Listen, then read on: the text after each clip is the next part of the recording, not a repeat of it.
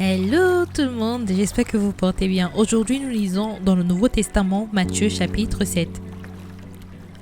Ne jugez point afin que vous ne soyez point jugés, car on vous jugera du jugement dont vous jugez, et l'on vous mesurera avec la mesure dont vous mesurez. Pourquoi vois-tu la paille qui est dans l'œil de ton frère, et n'aperçois-tu pas la poutre qui est dans ton œil? Ou comment peux-tu dire à ton frère: laisse-moi ôter une paille de ton œil, toi qui as une poutre dans le tien?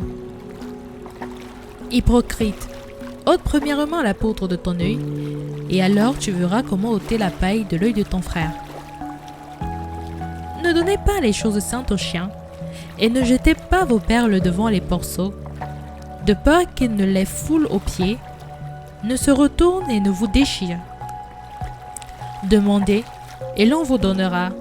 Cherchez et vous trouverez, frappez et l'on vous ouvrira.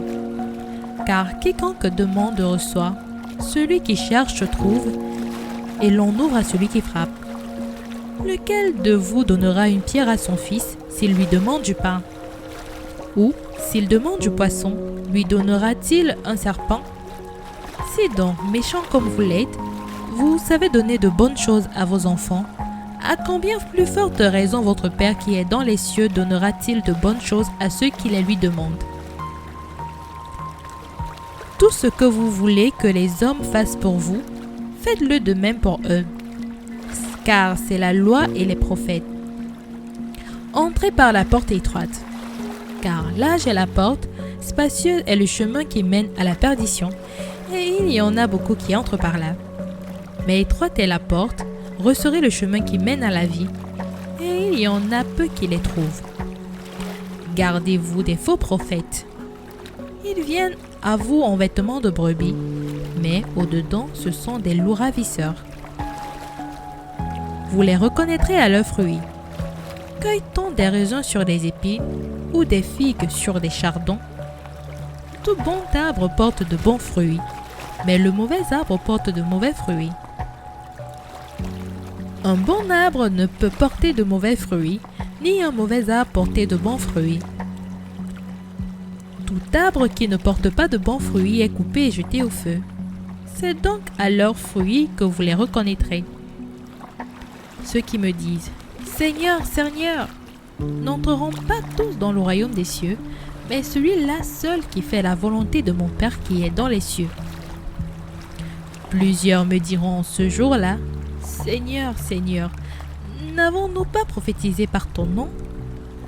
N'avons-nous pas chassé les démons par ton nom? Et n'avons-nous pas fait beaucoup de miracles à ton nom? Alors je leur dirai ouvertement: je ne vous ai jamais connus. Retirez-vous de moi, vous qui commettez l'iniquité.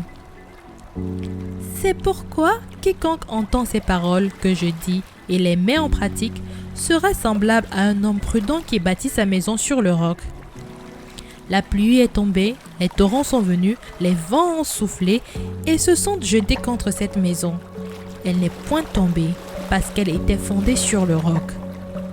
Mais quiconque entend ces paroles que je dis et ne les met pas en pratique sera semblable à un homme insensé qui bâtit sa maison sur le sable.